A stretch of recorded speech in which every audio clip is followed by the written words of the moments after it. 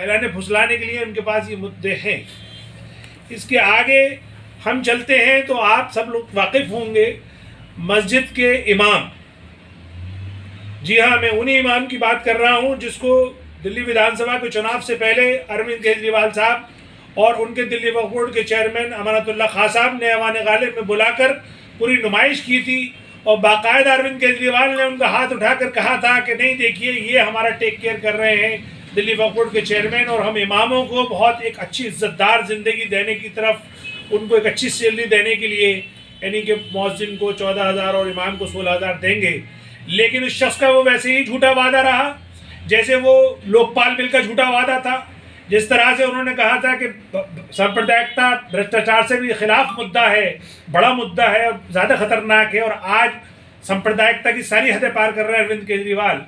उसी तरीके से इमामों की तनख्वाह के मामले में भी अरविंद केजरीवाल का वही रवैया रहा। बहुत ज़्यादा हमने जब इस मुद्दे को प्रेस कॉन्फ्रेंस करके और प्रेस रिलीज में उठाया था तो उन्होंने 2 महीने की तनख्वाह रिलीज़ करी, वो भी 5,000 मार्च 2020 तक उनकी तनख्वाह रिलीज़ हुई है। जो 1300 इमाम और मौज़िन हैं उनकी 22 महीने से आज तक कोई तनख्वाह नहीं दी गई, और 350 इमाम वो जो पहले से रजिस्टर्ड हैं दिल्ली वक्फ बोर्ड में, उनकी पिछले 10 महीने से तनख्वाह नहीं दी गई है। तो आखिर आप लोग अंदाज़ा लगा सकते हैं कि जहां कोरोना की मार झेल रहा है हिंदुस्तान और दिल्ली, वहां ये तबका जो बिल्कुल ही एक खुददार तबका है, इज्जतदार तबका है, लेकिन इसके पास आमदनी का कोई और जरिया नहीं होता, तब ये सरकार उन पर ऐसी सितम ढा रही है कि 22 महीने से और 10 महीने से उनको तनख्वाह नहीं मिल रही है। आप अंदाज़ा लगाइए कि लोकल लोगों ने उनकी इसलिए मदद करना छोड़ दी कि इनकी तनख्वाह तो दिल्ली वक्फ बोर्ड से आएगी, जो पहले उनकी लोकल कमेटीज थी वो टेक केयर करती थी, और अब दिल्ली सरकार और दिल्ली वक्फ बोर्ड ने जो मुंह मोड़ा है इनकी तरफ से, तो न वो बेचारे घर के रहे न घाट के, और इस सरकार के सिर्फ सितम पे और इस सरकार के सिर्फ वादों पे ही वो जिंदा हैं। तो सवाल अब ये है कि दिल्ली सरकार आखिर इतनी निर्दयी कैसी हो गई? आखिर इतनी उनकी क्या इतनी बड़ा बजट है जो ये नहीं दे सकती? ये सिर्फ इसकी जो चूँकि मुस्लिम विरोधी नीति है, मुसलमानों के ताल्लुक़ से इसके पास कोई हमदर्दी नहीं है, ये शांति है कि मुसलमान तो जाएगा कहाँ, ये हमारे अलावा किसको वोट देगा, इसलिए उनको ग्रांटेड लेती है। इसी सिलसिले में मैं आगे चलता हूँ कि दिल्ली उर्दू अकेडमी का 2 साल से बजट नहीं जारी किया, वहाँ की जो 17 वैकेंसीज थी वो आज भी खाली हैं, और जो तारीख़ी मुशायरा जो जब से हिंदुस्तान आज़ाद हुआ है तब से 26 जनवरी का तारीख़ी मुशायरा पूरे हिंदुस्तान में एक तारीख़ की एक सेलिब्रेशन के हवाले से जाना जाता है, वो भी इस निर्दयी सरकार ने बंद कर दिया। जब सारे काम तुम्हारे ऑनलाइन हो सकते हैं या तुम्हारे काम और दूसरे तरीके से हो सकते हैं, तो मुशायरा क्यों नहीं हो सकता, कोविड प्रोटोकॉल के साथ क्यों नहीं हो सकता? लेकिन चूँकि उर्दू के लिए, उर्दू के साथ इस सरकार ने खिलवाड़ किया, वो मैं पहले भी आपको प्रेस कॉन्फ्रेंस करके और प्रेस रिलीज के थ्रू बता चुका हूँ कि उर्दू के साथ तो ऐसा सितम किया कि उर्दू अकेडमी में एक ऐसा शख्स बिठा दिया, न जो शख्स उर्दू बोल सकता है, न लिख सकता है, न पढ़ सकता है। तो आप अंदाज़ा लगाइए वो उर्दू अकेडमी की क्या खिदमत करेगा, क्या खिदमत करेगा। और उसी का नतीजा ये है कि आज वो मुशायरा भी नहीं हो रहा, और जो इतने उर्दू अकेडमी के जितने भी प्रोग्राम थे शोराओं से रिलेटेड, उदबा से रिलेटेड, वो आज कुछ भी नहीं हो रहे हैं।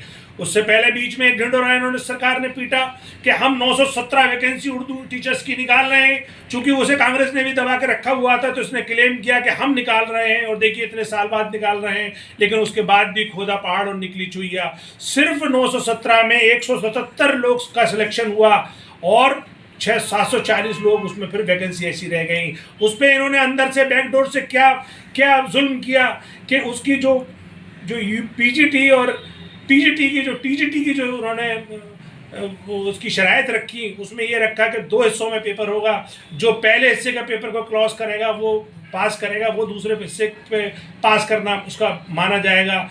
जबकि वो सारे कैंडिडेट बुलाए गए थे, एप्लीकेंट थे जो सीटेट क्वालिफाइड थे। जब सीटेट एक सरकार का एग्ज़ाम है और जब उसको बच्चा पास कर सकता है तो वो एलिजिबल है टीचर बनने के लिए। इन्हें तो एग्ज़ाम कराना ही नहीं चाहिए था, डायरेक्ट सीटेट से ले लेना चाहिए था। लेकिन अगर एग्ज़ाम कराया भी था तो कम से कम ये दोनों मेरिट को क्लब कर देते तो इसमें ज़्यादा बच्चे आ जाते। आखिर आज जो 740 टीचर जो अपॉइंट नहीं हुए, इनसे आप अंदाज़ा अंदाज़ा लगाइए, अगर एक टीचर दिन में 6 घंटे पढ़ाता है और एक क्लास में 40 बच्चे रहते हैं तो 1,77,000 बच्चे आज उर्दू पढ़ने से डेली महरूम हैं। इस सरकार की ये जालिमाना ये पॉलिसी है।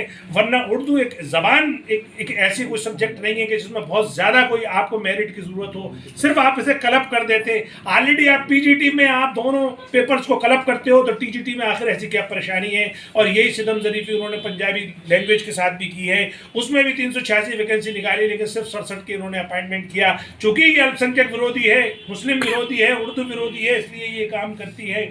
इसके साथ ना उन्होंने कोई दिल्ली माइनॉरिटी कमीशन या दिल्ली उर्दू अकेडमी ने कोई कोचिंग का भी इंतज़ाम नहीं किया था, कोई सिस्टम ऐसा भी नहीं बनाया था कि जो बच्चों ने अप्लाई कर दिया उनको कम से कम तैयार कराते और आखिर ये उर्दू के टीचर्स ही उनको अपॉइंट करा लेते। इसी तरीके से जितने उर्दू मीडियम स्कूल हैं उसमें टीचर्स की तनख्वाह बहुत कम है और उर्दू मीडियम स्कूल में ये बात एक साफ साफ क्लॉज है कि जो दूसरे सब्जेक्ट के टीचर भी होंगे, चाहे मैथ हो या साइंस हो, वो लोग भी उर्दू नोइंग होने चाहिए। आज उसमें नॉन उर्दू नोइंग जो टीचर्स हैं वो वो मैथमेटिक्स पढ़ा रहे हैं, साइंस पढ़ा रहे हैं। दूसरा बात, जो उर्दू मीडियम स्कूल है उसमें इनके पास प्रिंसिपल मुहैया नहीं है, ये वाइस प्रिंसिपल और सीनियर टीचर से काम चला रहे हैं। इसके अलावा जो उर्दू मीडियम स्कूल हैं उसमें बहुत सारी जगह पे इन्होंने अपने हिंदी मीडियम और इंग्लिश मीडियम की जो प्रोसेस स्टार्ट कर दिया है। तो सवाल ये है कि ये जो शिक्षा का जो ढिंढोरा पीटती है सरकार, तो आखिर मुस्लिम इलाकों में क्यों नहीं। दूसरा इसी के साथ, जिसको मैं सेपरेट आइंदा कभी अलग से भी बताऊँगा, लेकिन अरविंद केजरीवाल और उप मुख्यमंत्री शिक्षा मंत्री मनीष सिसोदिया जिन्होंने वादा किया था कि हम मुस्लिम इलाकों में किराए की बिल्डिंग ही लेके सही 250 स्कूल बनाएंगे, वो स्कूल का प्रोजेक्ट आज तक डंप है। उसमें जो 16 स्कूल का जो पायलट प्रोजेक्ट था जो शुरू होना था, आज तक उसमें अपॉइंटमेंट डिप्टी डायरेक्टर का हो भी चुका है, लेकिन ना तो टीचर्स अपॉइंट हुए, ना प्रिंसिपल अपॉइंट हुए, ना वो बिल्डिंग किराए पे ली गई। आखिर सरकार बताए कि उसको शुरू करने के बाद रोक क्यों दिया। वो कौन सी ताकत है जो सरकार को मजबूर कर रही है? क्या वो नागपुर से ऐसा इंस्ट्रक्शन आ रहे हैं कि आप मुसलमानों के लिए प्राइमरी शिक्षा तक नहीं दोगे? ये अरविंद केजरीवाल इसका जवाब दे, मनीष सिसोदिया इसका जवाब दें कि आखिर आप जो शिक्षा के बहाने अपनी पीठ थपथपाते हो, तो आखिर इस दिल्ली का जो एक इज्जतदार शहरी है, मुसलमान गरीब शहरी है और आपको वोट दिया है उसने, उसको वो शिक्षा कब मिलेगी। इसी के साथ मैं अगली पॉइंट पर चल